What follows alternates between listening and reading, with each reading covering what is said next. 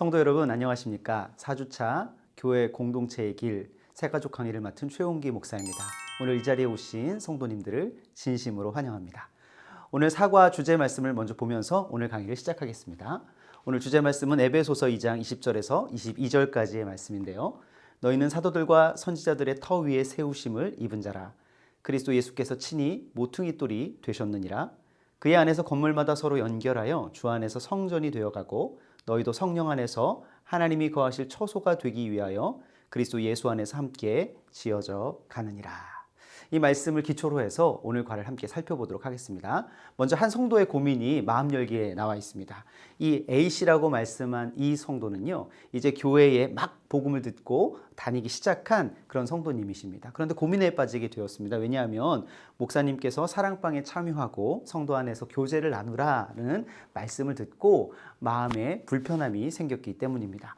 그래서 교회 발을 처음 들인 것도 어색하고 힘든데 굳이 처음 보는 사람과 교제하며 또 그들을 알아갈 필요가 있는가, 이런 고민이 이 A씨 성도님에게 생기게 되었습니다. 여러분들은 어떻게 생각하십니까?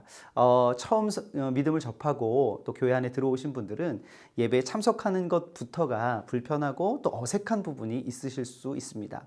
그런데 그 성도들과 많은 사람들과 같이 교제를 나누라는 말씀은 아마 부담이 될 수도 있습니다.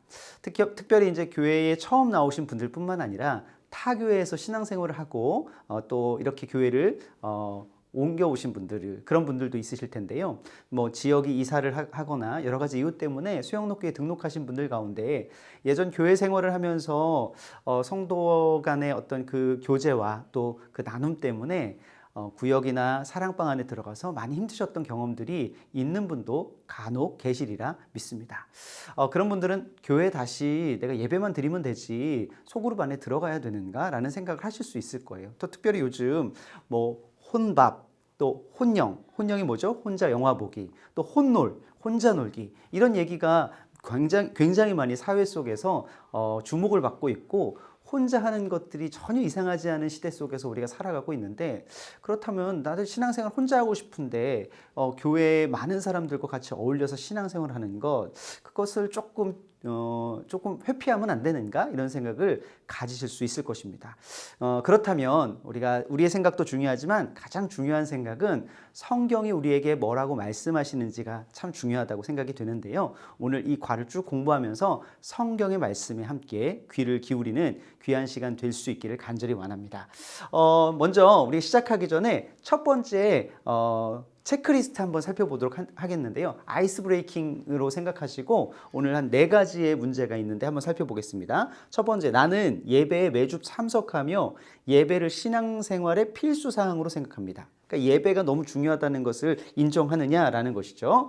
그렇다면 체크. 두 번째, 나는 교회 사람들과 만나는 것을 기쁨으로 생각하며 사랑방이나 개인적인 교제가 꼭 필요하다고 생각합니다. 이것은 이제 사람들과의 교제나 사랑방에 대해서 중요하다고 생각하시는 분들이 있으실 거예요. 그러신 분들은 체크하시면 되겠고요. 또 세 번째, 나는 하나님의 말씀과 예배는 중요시하지만 주변의 형제들, 자매들과는 교제하는 것에 별로 관심이 없다, 이런 분들이 있죠. 아마도 첫 번째 체크리스트에 체크하신 분들이 이 세 번째 체크리스트에도 체크하실 수 있는 가능성이 높은 줄 아는데요. 그러시다면 체크하시고, 마지막 4번째, 나는 사람들과의 교제는 좋지만 예배 드리는 것은 지루하고 싫습니다. 네, 예배 드리는 것은 지루하고 싫다. 이것은 두 번째, 사랑방이나 개인적인 교제는 좋지만 예배 드리는 것은 싫다, 이렇게 생각하시는 분들이 있을 수 있죠. 그래서 1번, 3번의 항목, 첫 번째, 세 번째 항목은요, 예배에 대해서 중요하게 생각하시는 분들이, 또 두 번째, 네 번째 항목은요, 교제나 소그룹이나 사랑방을 중요시 생각하시는 분들이 아마 체크를 하실 겁니다. 그래서 1번, 3번, 2번, 4번에 각각 체크하실 텐데 모든 것에 다 체크하시는 분도 있으실 테죠. 이 하나님과의 관계, 간단하게 설명하면 하나님과의 관계, 또 주변 이웃들과의 관계, 이 2가지 항목에 대해서 묻는 체크리스트가 오늘 4가지의 체크리스트로 나와 있습니다.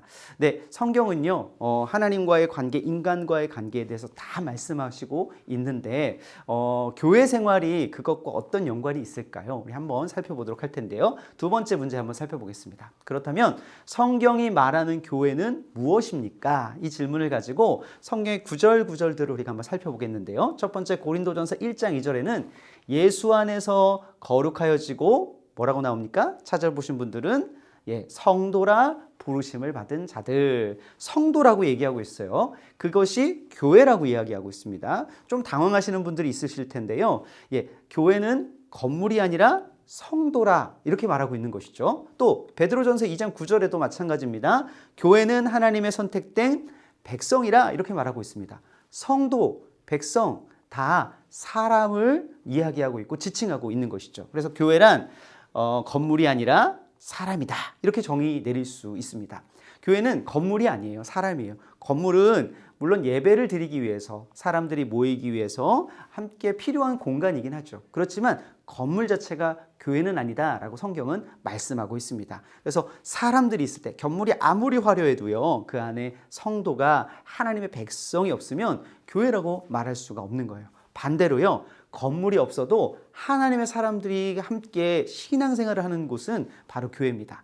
가정이 교회가 될 수 있을까요? 네, 될 수 있습니다. 함께 믿음 생활하는 사람들이 믿음 안에서 하나님의 나라를 이뤄가면 그 가정도 교회고요. 직장이 교회가 될 수 있을까요? 네, 세상 속에서도 일터에서도 교회가 지속될 수 있고 또 교회가 커져갈 수 있고 만들어져 갈 수 있습니다. 왜요? 왜 그럴까요? 사람이 교회이기 때문입니다.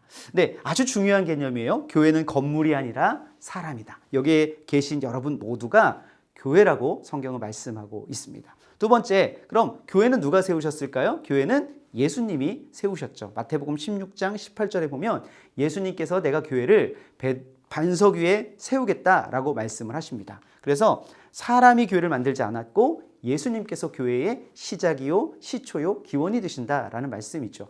하지만 우리가 여기서 꼭 기억해야 될 것이 있습니다. 마태복음 16장 16절에 보면 그러면 누가 이 교회의 구성원이 될 수 있는가? 그 문제에 대해서 말하고 있는데요. 16장 16절에 보면은 예수님께서 내가 이 반석 위에 교회를 세우리니 이렇게 말합니다. 이 반석이 무엇일까요? 이 반석은 베드로라고 생각하는 그런 타 종교가 있죠. 그렇지만 이 반석은 사실은 그 앞에 나와 있는 16장 16절 처음에 나와 있는 주는 그리스도시요 살아계신 하나님의 아들입니다 라고 신앙 고백하는 것, 그것이 바로 반석입니다. 다시 말씀드리면 교회는 주는 그리스도시요 살아계신 하나님의 아들입니다 라고 신앙 고백하는 그 사람들이 기초가 되고 그 사람들이 반석이 되어서 그 사람들 위에 건설되어져 가는, 건축되어져 가는 곳이 바로 교회입니다. 주인은 예수님이시고 교회를 구성해가는 것은 사람이라고 성경은 분명하게 말씀하고 있습니다. 그래서 사람이 교회를 만들지 않았고요. 그렇지만 특별히 그 사람 중에서도 주는 그리스도시요 하나님의 살아계신 하나님의 아들입니다라는 신앙 고백을 하는 사람들이 교회 구성원이 될 수가 있어요. 돈이 많은 사람들만이 아니에요. 또 학력이나 또 어떤 경력이 많은 사람들만이 아니에요. 아무리 못 배우고 가지지 못하고 또 여러 가지 과거에 복잡한 과거가 있을지라도 주는 그리스도시요 살아계신 하나님의 아들이십니다 라고 고백하시는 분 모두는 교회가 될 수 있다라고 성경은 말씀하고 있는 것입니다. 또 다음의 개념을 한번 보겠습니다. 에베소서 1장 23절에는 교회는 예수님의 몸이다 라고 말하고 있습니다. 또 골로새서 1장 18절에는 예수님이 교회의 머리가 되신다. 정리해 볼까요? 교회는 예수님의 몸이고요. 또 예수님은 교회의 머리가 되신다. 그리고 그 이야기에서 우리가 도출해낼 수 있는 결론은 교회의 주인은 예수님이다라는 것입니다. 머리가 아주 중요하죠. 머리가 지시하고 생각하고 행동하는 것에 따라서 온 몸이 움직입니다. 그래서 몸과 머리의 관계, 이 관계가 아주 중요합니다. 여기서 우리가 두 가지만 짚고 넘어가겠습니다. 몸과 머리의 관계 속에서 우리가 생각해야 될 것이 있어요. 교회의 두 가지 아주 중요한 속성이라고 말씀드릴 수 있는데요. 첫 번째 속성은요, 통일성을 갖는다라는 거예요. 머리가 주인이기 때문에 머리의 생각과 지시하는 바에 따라서 온 몸이 움직입니다. 밥을 먹거나 물을 마실 때 생각하는 것에 따라서 온 몸이 아주 유기적으로 움직이죠. 통일성 있게 움직이죠. 그렇기 때문에 온 몸은 예수 그리스도의 머리 되심 안에서 통일성 있게 한 방향으로 움직이는 곳이 바로 교회여야 합니다. 한 사람, 몇몇 사람에 의해서 움직이는 곳이 아니고요. 예수님의 머리 되심을 인정하며 모든 사람이 예수님의 머리와 그 생각을 따라서 움직이는 곳이 바로 교회여야 한다는 것이죠. 그래서 통일성이 너무나도 중요하고요. 또 두 번째는요, 다양성이 있는 곳이 바로 교회라는 것입니다. 머리는 온 몸은 머리의 명령에 따라서 움직이지만 각 몸은요 다른 기능을 하죠. 손가락, 또 머리, 손가락, 입, 코, 눈, 귀 다 각각 다른 역할을 합니다. 물론 통일성 있게 움직이지만 각각의 존재가 다르게 역할을 하고 있기 때문에 그렇기 때문에 아주 효율적인 운영이 이루어지는 것이죠. 나는 코가 예뻐 라고 해가지고 코가 2개, 3개, 4개, 5개 있다고 하면은 더 효율적이고 더 아름다운 모습이 될 수 있을까요? 아니요, 그렇지 않습니다. 각각 다양한 사람들이 존재하기 때문에 몸으로서 역할들을 하는 것이죠. 그래서 한 가지 생각해야 될 것은 교회 안에는요 나와 다른 사람이 존재한다는 것입니다. 나랑 다르기 때문에 저 사람은 나랑 달라, 그러니까 나는 저 사람을 인정할 수 없어, 이렇게 말씀하시면 안 되고요. 다르기 때문에 우리가 한 몸이고 다르기 때문에 우리가 각각의 역할을 할 수 있는 거야 라고 그렇게 인정하셔야 돼요. 저 사람과 나는 다르기 때문에 영이 달라, 뭐 하는 역할이 달라, 또 성향이 달라, 이렇게 말씀하시면 사실은 교회의 다양성을 무시하는 처사라고 할 수 있겠습니다. 그래서 예수님은 우리의 교회의 머리가 되시고 또 우리는 예수님의 몸이다라는 사실을 잘 기억하실 때 정리하죠. 교회란 건물이 아니고 사람입니다. 그리고 사람이 교회를 만들지 않았죠. 누가 교회를 만드셨습니까? 예수님이 만드셨고 어떤 사람들이 교회의 구성원이 될 수 있고 그 교회를 조직할 수 있는 그런 기초가 됩니까? 주는 그리스도 살아계신 하나님의 아들입니다 라고 고백하는 사람이 교회를 이룰 수 있는 것이죠. 또 마지막은 교회의 주인은 예수님이시다 라는 것들을 우리가 기억하여서 통일성 있는 다양성을 인정하는 그런 교회의 모습, 그것이 성경에서 말하는 교회의 모습이다 라는 것입니다. 또 두 번째 문제를 계속해서 살펴보면 정리하는 것입니다. 교회란 구원받은 무리, 즉 예수 그리스도를 구원자로 받아들이는 사람들의 모임입니다. 곧 뭐를 뜻하죠? 그 공동체를 뜻해요. 건물이 아니라고 말씀드렸죠. 단순히 건물이 아니라 구원받은 성도들의 모임, 주는 그리스도시요 살아계신 하나님의 아들입니다 라고 고백하는 그 성도들의 모임이 바로 교회다라고 정리할 수 있겠습니다. 이제 다음으로 한번 넘어갈 텐데요. 아래의 구절은 처음 초대교회가 시작되던 모습을 묘사하고 있습니다. 사도행전 2장 44절에서 47절까지의 말씀인데요. 계속해서 3번 문제에서 살펴보겠습니다. 그 본문에서 초대교회의 모습에 대해 중요한 2가지 측면을 말씀하고 있습니다. 초대교회 성도들이 모인 곳은 어디이며 모여서 한 일은 무엇입니까? 라고 얘기했죠. 첫 번째 사도행전 2장 46절에 보니까 어디에 모였습니까? 성전에 모였습니다. 성전에 어떤 곳, 장소에 모였죠. 교회가 성전에 모인 거예요. 교회가 어떤 공간에 모인 거죠. 교회가. 그래서 모이기를 힘썼고 또 어디서 모였습니까? 집에서 모였습니다. 집에서 떡을 뗐다. 여기서 떡을 뗐다라는 것은 성찬식을 의미합니다. 성찬식, 같이 예수 그리스도의 몸을 같이 나누면서 함께 한 공동체가 되었다라는 것, 교회가 되었다라는 것을 집에서 또 소그룹별로 이렇게 사도행전에서는 그 일을 했던 것으로 보여집니다. 그리고 하나님을 찬양했다. 모여서 한 일이 무엇이죠? 이 모든 것, 모이기를 힘쓰고 집에서 떡을 떼며 하나님을 찬미했다. 이것 한 단어로요, 예배라고 말할 수 있습니다. 예배라고. 예배예요, 예배. 하나님께서 성도들은 하나님을 예배하기 위해서 모였다라고 그렇게 볼 수 있는 것이죠. 아주 중요한 측면이죠. 교회의 아주 중요한 측면. 첫 번째 측면은 예배라고 말씀하고 있고 또 초대교회 성도들은 예배하는 것 위에 어떤 삶을 살았습니까? 라고 이야기하고 있는데요. 서로 물건을 통용했대요. 또 각 사람의 필요에 따라 나눠주었다고 합니다. 또 집에서 떡을 떼며 기쁨과 순전한 마음으로 음식을 먹었다고 합니다. 사도행전 2장에 44절, 45절, 46절에 나와 있는 말씀입니다. 이런 모습들은 어떻게 우리가 한 단어로 표현할 수 있냐면 교제라는 단어로 표현할 수 있습니다. 초대교회에서 아주 중요하게 여겼던 또 초대교회 공동체가 아주 핵심적으로 했던 사역 두 가지가 무엇이냐면 예배와 교제, 또 교제와 예배라고 그렇게 말씀드릴 수 있을 것입니다. 네, 네 번째 문제를 한번 가보겠습니다. 참된 그리스도인은 공동체를 떠나 존재할 수 없습니다. 우리 각자에게 구원은 개인적인 사건이지만 하나님의 구원의 역사는 공동체를 통해 완성됩니다. 다음 성경 말씀을 통해 확인해 봅시다. 예, 에베소서 2장 21절 22절을 보면은 이런 말씀이 있습니다. 제가 같이 한번 살펴볼게요. 그의 안에서 건물마다 서로 연결하여 주 안에서 성전이 되어가고 너희도 성령 안에서 하나님이 거하실 처소가 되기 위하여 그리스도 예수 안에서 함께 지어져 가느니라. 네, 무엇을 말하고 있냐면 함께하는 것이 교회다라고 말하고 있어요. 함께하는 것이 교회예요. 예, 초대교회에서도 예배를 혼자 하지 않았어요. 함께 했죠. 또 함께 교제하는 것도 혼자 하지 않았어요. 함께 했습니다. 에베소서에서도 연결되었다, 함께했다 이 단어가 나오죠. 그러면서 어떻게 되어가고 있습니까? 성전이 되어가고 하나님이 거하실 처소가 되어간다 이렇게 얘기하고 있어요. 여기서 성전은 눈에 보이는 성전이 아니죠. 눈에 보이는 성전이 아니라 우리가 하나님의 교회가 되어간다라는 그런 의미입니다. 이때 함께가 너무나도 중요해요. 서로가 너무나도 중요해요. 서로 함께 하나님 안에 있는 그것이 교회의 아주 본질적인 부분이라는 것을 말씀하고 있는 것입니다. 어디에서 그것을 말씀하고 있냐면 성경에서 그렇게 말씀하고 있는 것이죠.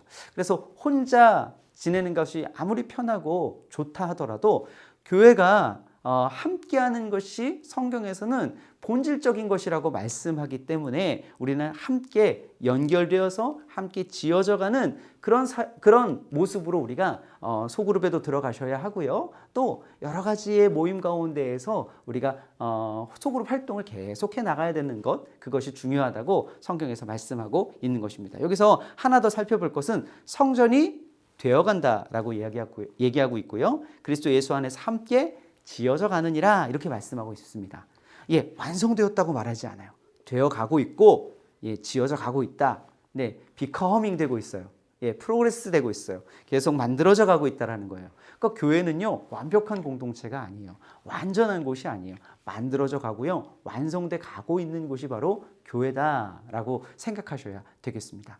스펄전 목사님의 이야기를 하나 말씀드리면서 이제 결론부로 넘어가도록 할 텐데요. 스펄전 목사님에게 한 청년이 찾아왔어요. 한 청년이 찾아와가지고 목사님에게 이런 고민을 상담했습니다. 목사님, 제가 지금까지 이 세상에 있는 교회를 다니면서 많은 상처를 받았습니다.